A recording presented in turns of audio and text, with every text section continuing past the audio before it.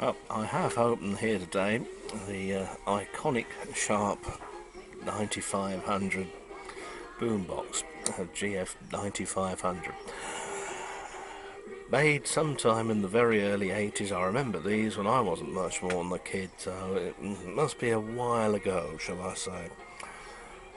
Comes with a rather snazzy matching pair of speakers, which I think were made for other types as well, also under the Sharp name, of course.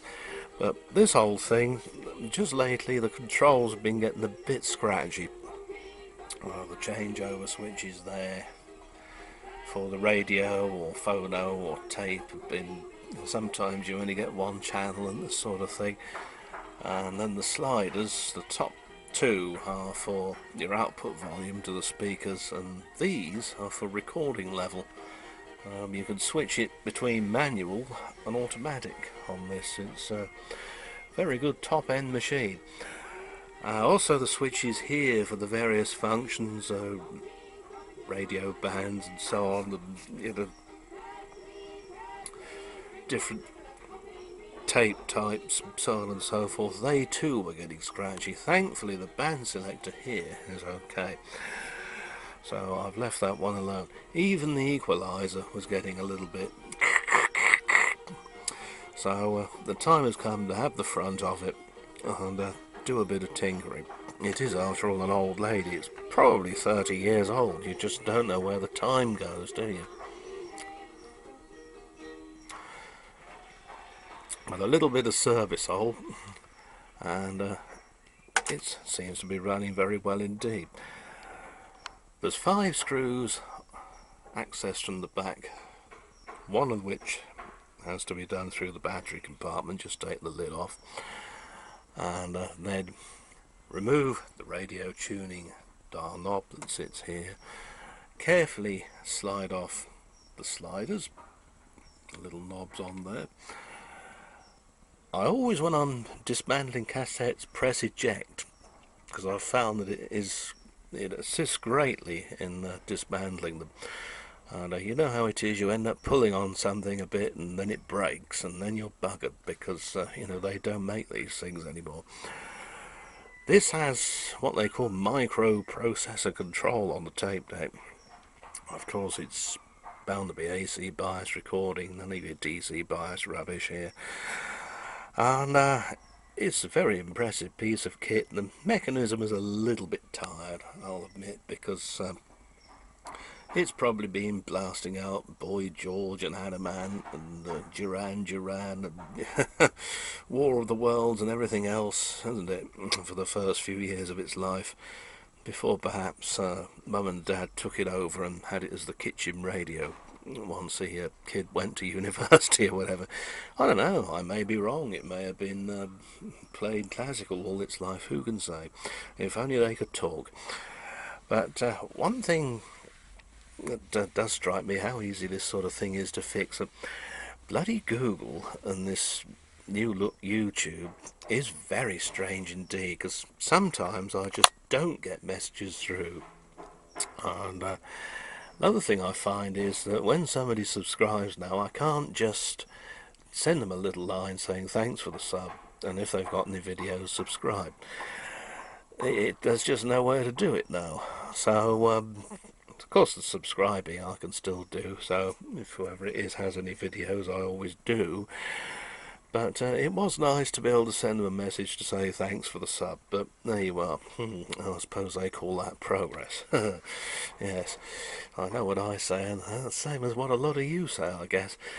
Now, one thing that got lost in the ether because of all this and the changeover to the new look was a message from a chappie called SS Geek 44, who has one of these things, the old GF9500 from Sharp, and he took it apart to do a job on it, and now can't get the eject mechanism to work properly again because the spring has become displaced. Well, there are actually 2 springs on one of these, and if I put it back on macro, you'll be able to see better. Now, the spring on the right, as you're looking at it, when you take the front off it, The eject mechanism is all part of the front panel. Well, at any rate, it appears to be. Spring on the right wraps around a little black post attached to part of the cassette door itself, and the tail of it you can just about see coming up to the middle of the main coil of the spring itself. And then the other arm just rests on part of the cassette door itself, and that provides the spring loading, so as to avoid putting too much twist or torsion on the whole thing. Though what they've also done is to put another smaller spring this side, and it's very much the same sort of thing. I imagine it hooks in here first, then goes on its little black post down there, and then the tail of it, you can see there, goes along right in the corner. This does the same thing. They rest on the bottom of the cabinet. And I'll clean all this gunge out before I put this back together as well. So I hope that's cleared it up a bit. You see the one there, if I bring the angle poise down,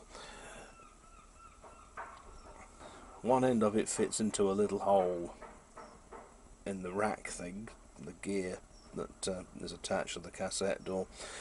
There's a pin there moulded onto that, which the central coil sits on. Then you've got the tail of it resting here. So well, hopefully that'll clear it up for you. I'm just sorry it took so long, because as I say, Google is very odd these days and seems to move in mysterious ways its patron to annoy. And several of you remarked about the birds singing merrily away in the background. They do here. I even get the odd one coming in the shed from time to time. There's a little sparrow on the sink the other day, looking inquisitively at a bag of birdseed, as if to say, "Come on, where's our lunch?" Just now I thought I heard an iron bird fly over the top. It's all this stuff to do with these Olympics. I don't know about you, I'm sick to death of it already, you know. I did a bit of decorating in the hall yesterday, and I'll have to say I'd sooner watch paint dry. The digital television we got down here where I am, it seems to be sport, sport, sport, and it's all bloody football, and you wouldn't mind so much, but it's not even English sides that are doing it, or sides from the UK, you know, it's obscure sides. Who's going to watch that? Oh, I don't know. Never mind.